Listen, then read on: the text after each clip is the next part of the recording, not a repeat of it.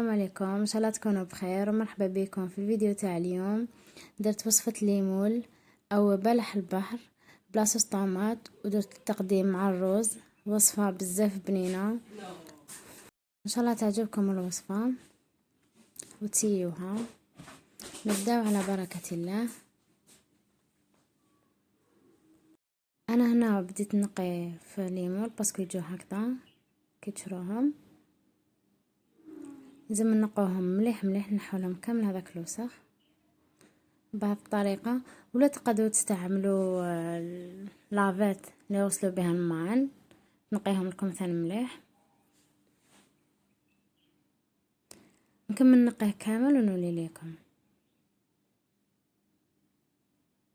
هنا بعد ما نقيته كامل شوفوا كيفاش ولا.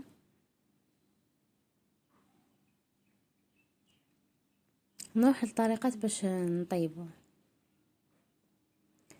نجيبوا قدرة نديروا فيها شوية زبدة،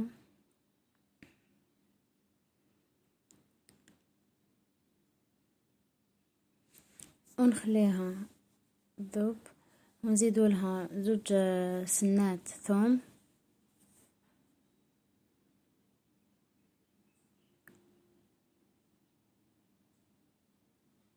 نخلوه يتقلى مليح. ومن بعد نجيبوا ليمون تاعنا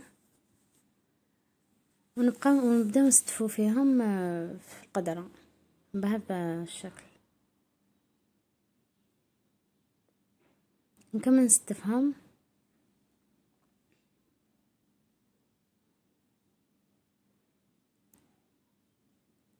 نبقاو نخلطوا فيهم غير بالعقل باش ما تفتحوناش.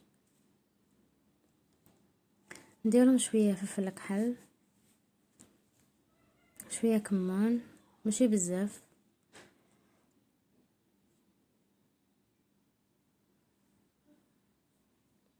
ونمرقوهم بالماء يكون سخون شويه، ونزيدوا لهم 2 طرونش تاع القارص، ونغرقوا عليه ونخلوه حتى يولي يغلي. وضربة على ضربة نبقاو نخلطوه فيه حتى نشوفوا الليمون تاعنا نفتحوه.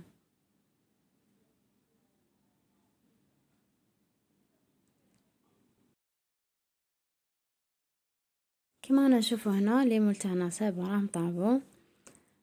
نروح ندير لاصوص طماط. درت 2 سنات ثوم مع طماطيش ولي زيبيس. درت كركم، فلفل كحل، كمون، زنجبيل وفلفل احمر حار وقزبر معدنوس والرند وزعترة ومغرف كبيرة تاع طماطيش تاع البايض. نديرو شوية زيت ونزيدو الثوم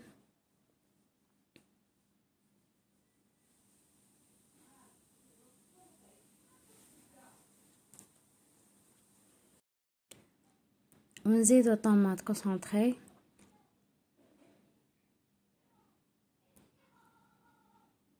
نقلو مليح مليح.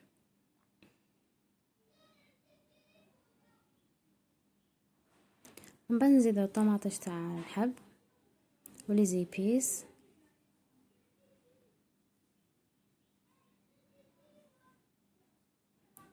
وهنا نديرو شويه ملح ماشي بزاف باسكو الليمون هما مالحين ويطلقوا الملح بزاف.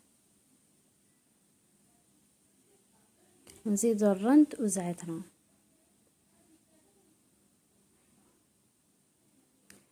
نزيدو لهم قزبر ومعدنوس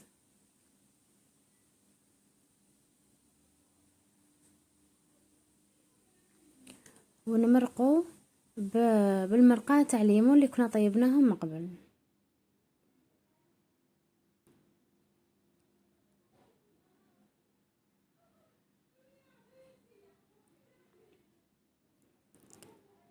ونغطو عليها ونخلوها حتى تعقد لنا.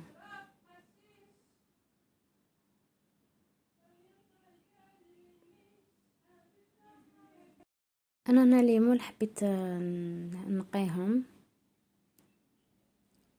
ما حبيتش نحطهم هكذا كومبلي، نحيهم بهذه الطريقة، نكمل نحيهم كامل ونولي لكم. جاتني هذه الكمية شوية.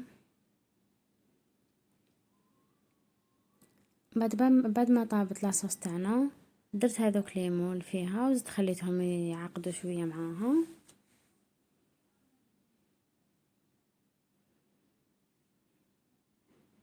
هنا وجدت لاصوص، نروح لطبق التقديم ونولي لكم. انا قدمته مع الرز، جا بزاف بنين هايل. نتمنى منكم تجربوا هذه الوصفة سهلة، يا ربي 10 دقائق وهي طابت ووجدت.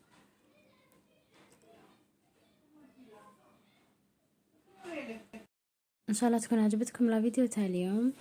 ما تنساوش ديروا لي جيم وتبارطاجيو لا فيديو وتخلوا لي رايكم في كومنتار وشهية طيبة.